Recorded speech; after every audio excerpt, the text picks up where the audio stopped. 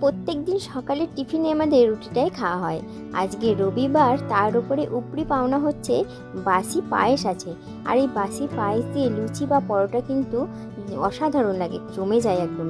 ওই জন্য আজকে লুচিটাই বানাবো। সব রেডি হয়ে গেছে, ময়দা মাখাও হয়ে গেছে। ময়দাতে কি কি দিয়েছিলাম একবার বলে দিই। জোয়ান দিয়েছিলাম, ময়ানে সাদা তেল, অল্প চিনি, নুন আর গরম জল। হ্যাঁ, অবশ্যই গরম জল দিয়ে মাখতে হবে। গরম জল দিয়ে মাখলে কিন্তু লুচিগুলো খুব নরম সফট হয়। আর একটু পাতলা করে মাখলে কি হয়, নরম করে মাখলে লুচিটা সব কটা ফুলে একটাও মিস যায় না। দেখে বুঝতে পারছো লুচিগুলো একদম খুব সুন্দর করে ফুলছে, যেটা লাস্টে তোমাদের দেখাবো। আর আজকে কিন্তু তরকারি কোনো কিছু বানাবো না, যেহেতু পায়েস আছে। পায়েস দিয়ে কিন্তু লুচি খুব ভালো লাগবে। ঠান্ডা ঠান্ডা পায়েস আর গরম গরম ফুলকো ফুলকো লুচি জাস্ট জমে যাবে। তো দেখো, এদিকে কিন্তু আমার এক হাঁড়ি লুচি রেডি হয়ে গেছে। এবার জাস্ট খাবার পালা। ঠান্ডা ঠান্ডা পায়েস দিয়ে গরম